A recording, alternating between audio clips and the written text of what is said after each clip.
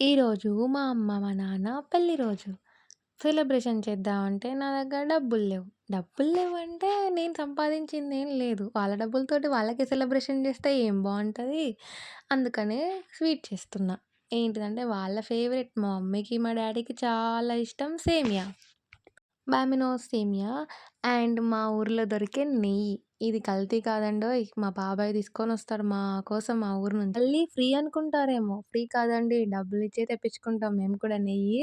కానీ ఊర్లో దొరికే నెయ్యి మాత్రం మస్తు స్మెల్లొస్తది. సూపరుంటది ఏ స్వీట్స్‌కైనా గానీ.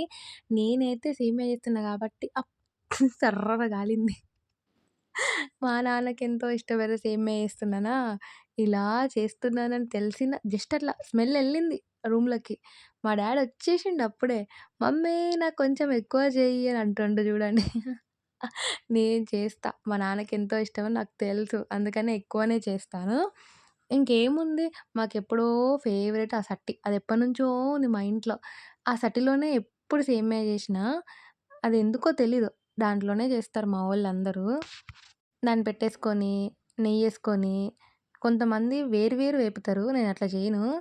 ఏమి వేయను నాకు తెలిసి నెయ్యేసుకొని, మంచిగా కొంచెం సేమియాలేసుకొని, బ్రౌన్ కలరొచ్చేదాకా వేపుకొని, తర్వాతకు పాలు పోసేసి, పాలంటే ఇంకా ఎంతమందుంటే అన్ని గ్లాసులు పోసేస్తా నేను. పాలు పోసుకొని, మంచిగా మెత్తగా ఉడికేటప్పుడు మనం పక్కనే ఉండాలి. పైన తేలుతా ఉంటది. సో, మంచిగా తిప్పుతూ ఉండాలి. ఉడికిన తర్వాతకి మంచిగా కొంతమంది షుగర్ ఫ్రీ మా నాన్నకి షుగరుంది గాబట్టి, షుగర్ ఫ్రీ కోసం కొంచెం పక్కకు తీసి పెట్టేసాను. మా కోసం నార్మల్ షుగరేసేసాను. మా నాన్నకి మాత్రం షుగర్ ఫ్రీ ఏస్తా.